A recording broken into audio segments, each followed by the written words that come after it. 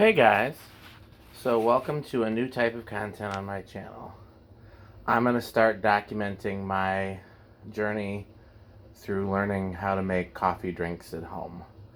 And if you follow my channel, you know I'm an expert on many things. I'm an expert on ceiling fans, I'm an expert on music, I'm an expert on a lot of things. Anything in the kitchen is not one of them unless it's installing ceiling fans and lighting in the kitchen. So this is very much going to be a beginner's journey.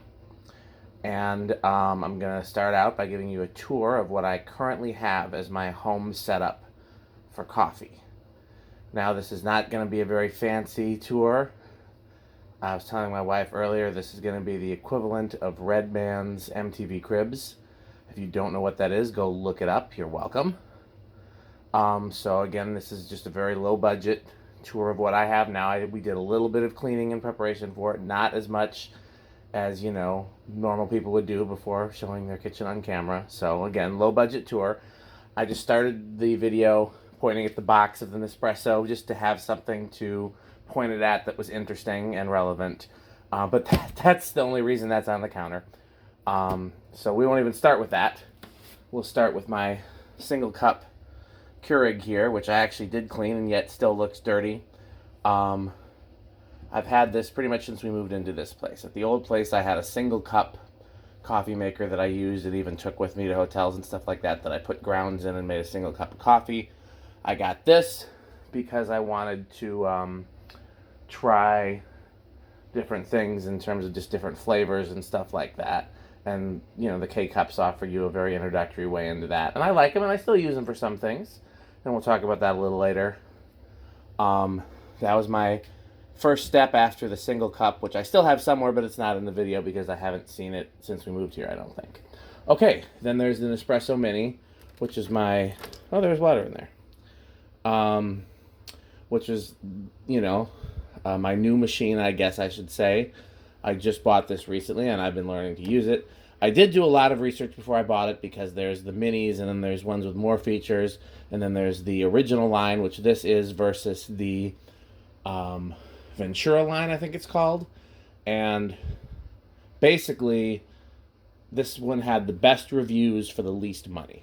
And I got it, and I'm not displeased with it so far. There are some things I wish I had from the Ventura line, but there's some things the original line has that this does not. And so I think I made the right choice. And so far, I don't miss any of the features. I guess one feature that I wish I had was the ability to brew something between... You push this button for an espresso shot, which is like an ounce and a third, and you push this button for a cup of lungo, which I'm not really sure what that is, but it's a bigger cup of weaker coffee. And I wish there was a way to get 2 ounces. This is, I don't remember how many ounces this is. I think it's maybe 3 or 4. But that's the only thing I wish I could do, and I'm not even sure if any of the other machines even do that. So I got this, and it came with the milk frother, which you see there. And I got them as an open box on Amazon for $100. So I highly suggest looking at open box deals on Amazon. I get a lot of stuff that way, and then also I don't feel guilty if I return it. I don't feel guilty returning stuff to Amazon anyways, but especially not if it was an open box. So there's that. I have everything sitting on top of the microwave here, mainly because I knew if I embarked on a new journey, and again, I'm not the kitchen person in our house. My wife is an amazing cook. She prefers a big kitchen. I think this is a big kitchen. It's a bigger kitchen than the house I grew up in. But for her, this is not big enough, so I knew if I took up any space in the kitchen, it would be to my detriment. So I was very careful. I said, okay, I'll use the space on top of the microwave because she's not using that for anything anyhow. And it does allow me to be able to hold a taller cup here, which is nice. And then if it drips into the sink. So this is all very temporary, and this may change depending on what my final process ends up being. Because right now I'm still figuring out what I like. But for now, this is the setup. This is the frother, and it sits on that base there, and there's the lid for it. This is the Moka pot. This is the newest thing that I'm trying. It's a way to make espresso on the stovetop, and I also really like that. It's a little less convenient and a little better quality. Still, we're not you know, the caliber of an espresso machine, but you're not going to get that without spending hundreds of dollars. And even though I've probably spent hundreds of dollars at this point, I'm not going to buy one $500 machine that I don't know a damn thing about. So here's the syrup section. This is going to be pared down when I figure out what I like, and a lot of these videos are going to be me trying different pods versus the Moka pot and trying different syrups and figuring out what I like. Here's my bowl that has just kind of like, you know, frequently used things and things of that nature. Okay. That's the wife's shelf on the bottom there, although I do drink some of these teas, especially in the winter. These are definitely my saving grace when I got out of the hospital and my throat was damaged from tubes and stuff. Cups in the middle shelf for the most part, middle over is her, and this way is me, but you can see they get a little intermingled. These are her cups, that's hers. Those we both use, but I use them more. Top shelf is mine because she can't reach it. Travel mugs, sugar cubes, ingredients for Dan's Magic Hot Chocolate. And only other thing over here, this is our snack section, but I've kind of overtaken it with coffee. We don't eat very many snacks anyways, and a lot of these just sit here.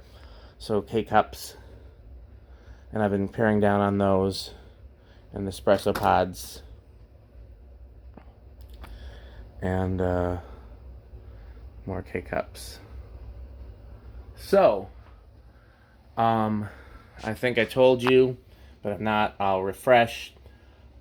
Basically, my goal is to try to figure out how to make the kind of drinks that I would get at Starbucks, or preferably one of my local coffee places. I love Java Cat in Madison and Mama D's Coffee in Waukesha, and I recently discovered Valentine Coffee Roasters in Milwaukee because it's where Mama D's gets their grounds from, and I tried one of their beverages there, and I really liked it as well. But I think my favorite's actually Mama D's has some really good seasonal beverages that are sweet but not too sweet, and I think I like it sweeter than most.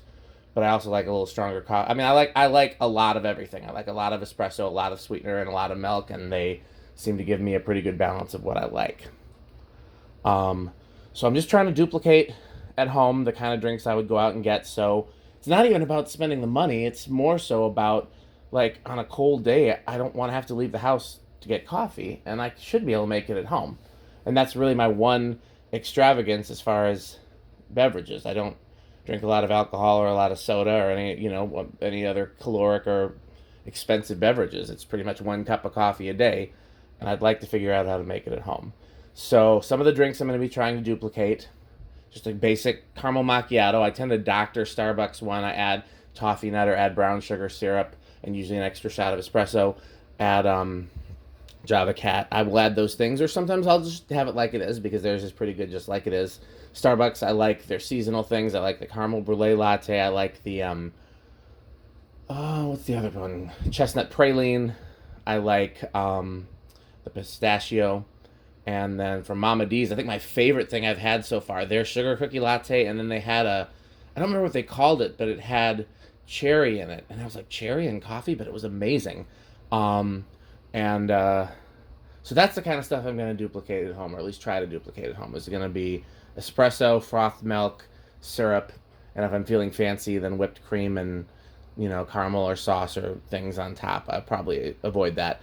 And for the winter, I'll mainly be doing warm drinks. And then in the summer, I'll try to duplicate them iced, which there's a lot more YouTube videos out there for iced. I personally have had a harder time duplicating iced coffee drinks than hotter ones, but I've had a pretty hard time either way. So this is my new video series. I hope you enjoy it, and I hope that I learned something. So thanks for watching.